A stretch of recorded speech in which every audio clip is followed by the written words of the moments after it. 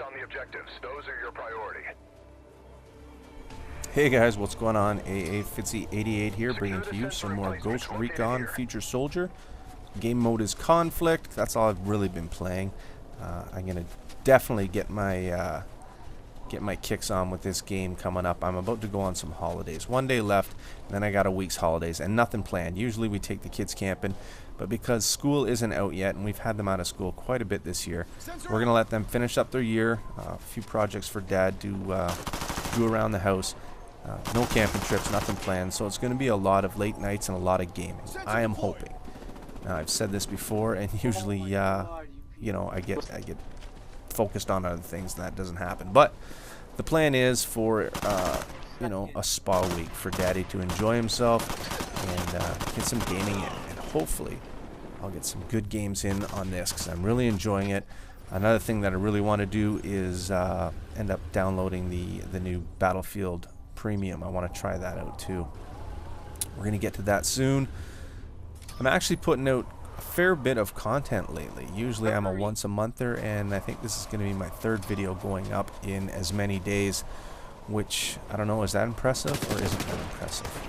I don't know. There's a variety of YouTube content providers out there. Some put out a video a day, some put out a video a month. It's all good. If you can put quality stuff out, hey man, whatever you can do, that's what it's all about. One thing you don't want to do is let your channel slide, because if you are focused and you are driven and you know, want to succeed in the YouTube world, you can't let the baby die, if you know what I'm saying. And that's the purpose of this video. I'm going to talk about my YouTube experience. Take it for what it is. This is my opinion only. Maybe you can relate to it. Maybe you think I'm absolutely full of shit. That's for you to describe. You know, that's for you to figure out on your own. But this is going to be about my experiences with being a YouTube video director. When I started out down this whole journey of video games, it had nothing to do with YouTube. Basically, it was about meeting friends and playing online video games. And I got into a clan with some friends, and that went swimmingly for a long time. Established some great virtual friendships that I consider most of those guys, you know, real tight friends. And you know, I'll consider them friends for a long time. We usually got together on the forums every night, our gaming forums, and chatted it up. We knew each other like brothers. I mean, we talked openly. We knew about each other's families. Like, it was a real camaraderie and something really awesome. But as the years went on and people kind of, you know, fell into their schedules and didn't really have a lot of time for gaming, and, you know, people came, people went. It just didn't seem the same. And if you've been around or been down that alley like I have with video game clans, I'm sure everyone will agree there comes a time that you have to pack them in, especially when it becomes almost work-like. Good friend of mine and another YouTube director, and the person that I'm working with in Gamer Revolt, I'm sure he can relate. He pumped a lot of money and a lot of effort and a lot of time into the gaming forums and the clan, and it just kind of drifted apart. So we squashed it. You know, no harm done, no foul done. Everybody was happy. Everybody was in agreement. It was great. So, being the video game geeks and the techie geeks we are, we decided that we wanted to do something else. And I had been playing around, I think the last year that I was active in the clan, playing around with capturing gameplay footage. A few big YouTubers in the past I used to follow. I really got into it in bad company too. I'd watch a lot of clan battles and video game content that people would put up where they were displaying team tactics and voice communication. That really inspired me. I wasn't big on you know, the Call of Duty players that would put up their beast game 75-0 on such and such a map. That I could care less about that crap. I wanted to see the people talk and laugh and having a good time, because that's how I played the game with my friends. That's what I do. That's what I like to do. When you couldn't get playing on your own, you could always watch a video and have a few laughs and learn a few things. So I got into making gameplay videos, and I was having a blast. I was putting every free second I had into making gameplay videos, from the shooting, editing, recording, doing the voices, laying graphics and special effects on it. You know, that's all I did. And I kind of felt stupid because a lot of the times, you know, I'd come home, grab my laptop, headphones on, and I'd start going to work and, you know, doing my thing, and have to pull the headphones off because my wife was asking me a question or my kids were asking me a question. And I started to notice that I was getting a little too involved with it. So I cut back. I'm like that. If something is in my head, a new hobby, whatever, I go full throttle and I don't stop. And it's, I don't know, is that a bad thing to be passionate about something? I guess it is. If you're over passionate about things and it starts to get in the way, yes, it's definitely, in my opinion, a bad thing. And I noticed myself, you know, getting a little over the top with it, so I cut back. And, you know, that's all well and good. Channel's still surviving, doing well, gaining subscribers, getting about a video a week in, life's good. But then, you know, it all became too familiar again. It started to become like a job. You'd work hard on something, you know, from the shooting to the editing to the uploading, which takes forever. You're talking, it could be like a 13-hour production from start to finish to get your 10 minutes of cool gameplay footage up on YouTube, so you can gain followers or make new friendships or get a few comments. And then, you know, it all comes crumbling down when you get some dirty dick licker troll pussy fag that, you know, shoots you a dirty comment or something, or you suck, or boring, or that kind of shit. And I don't care who you are. People can say, I don't let that stuff bother me, you know, the haters or the trolls. But come on, seriously, like, basically they're shitting on something you've worked hard on, so you cannot say that it doesn't bother you, because it does. I'm getting a data hack here. Nice. It does bother you. It does piss you off. And simple little dirty shitty things like that can really spoil a good time. I think you guys know what I'm talking about. So, okay, there's a strike against it. Now it's not as fun anymore, right? Because now you got a little troll on your back or some piece of shit. And if you verbally attack them, which I'm the type of guy that, you know, anybody gets in my grill about anything, I'll be right back at them. And then you start the pissing contest and the little war, and that's going to do nobody any good at all. Actually, it just fuels the fire and it just becomes a friggin' nightmare. Thankfully, I never had to get into that, but I know a lot of people out there that have had, you know, quite the battle with, you know, haters. And, yeah, I myself, I haven't experienced it. I've had the odd jackass say something stupid and I'll smart mouth them back, but it's never gotten too ugly.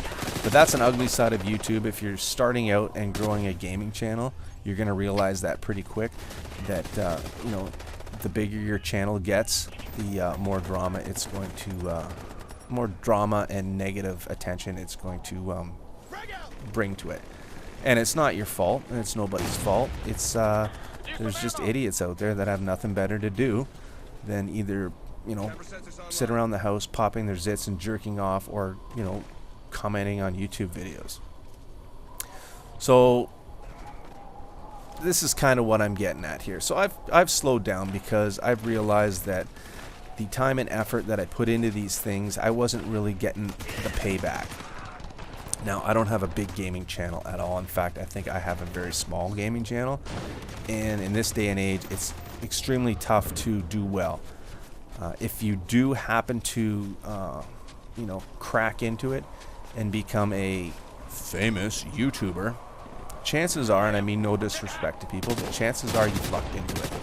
And unless you got into it long ago and you built your sub base and, you know, nobody was making gaming videos, and, you know, you're one of those lucky machinima boys that, you know, pioneered the whole thing back when nobody did it, kudos to you.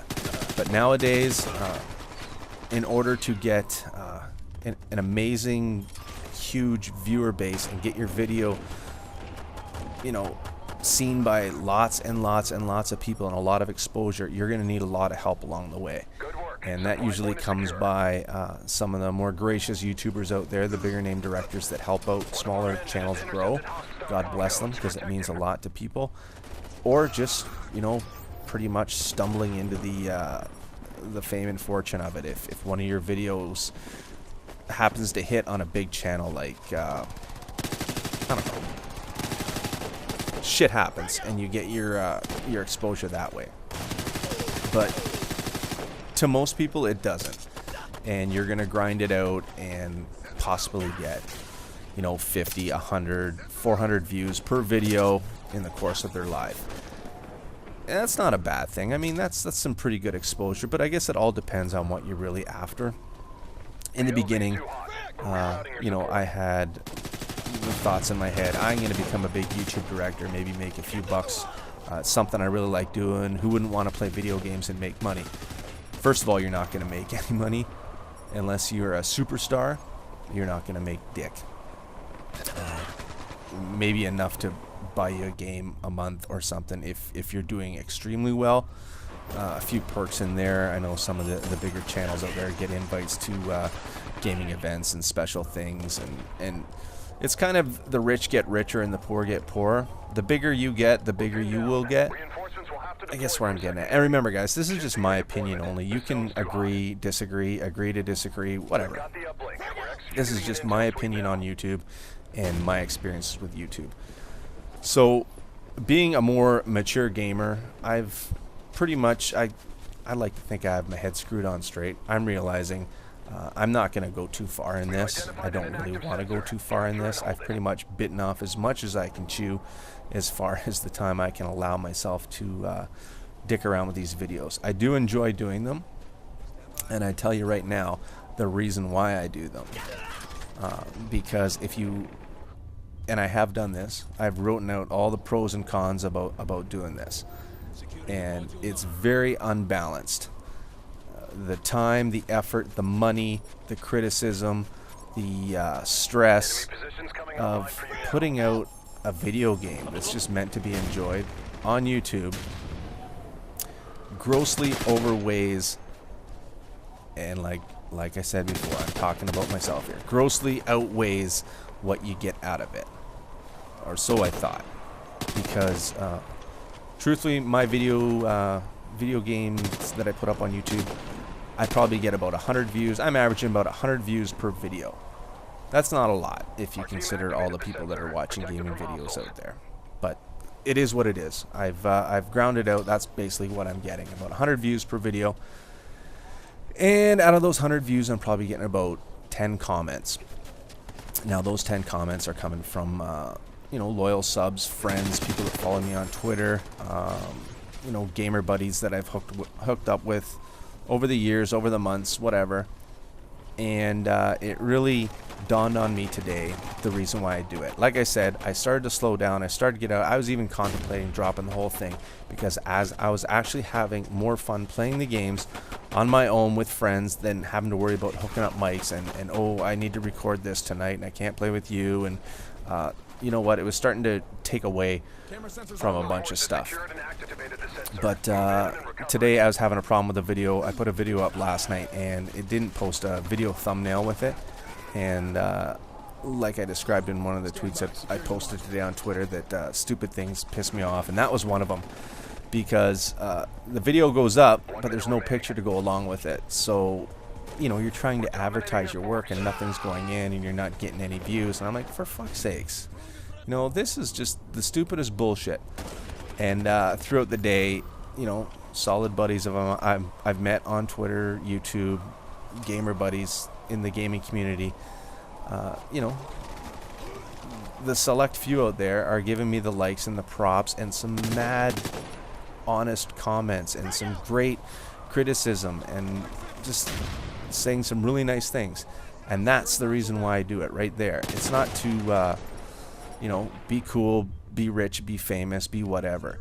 It's because people out there that are like-minded like me, like to play video games, like to watch YouTube videos, they appreciate it. And because they appreciate it, that's what puts the smile on my face, and that's what keeps me going.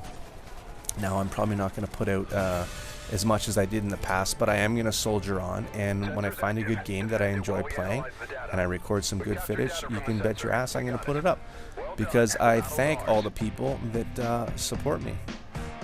Alright guys, thanks for watching. Peace. Talk to you later.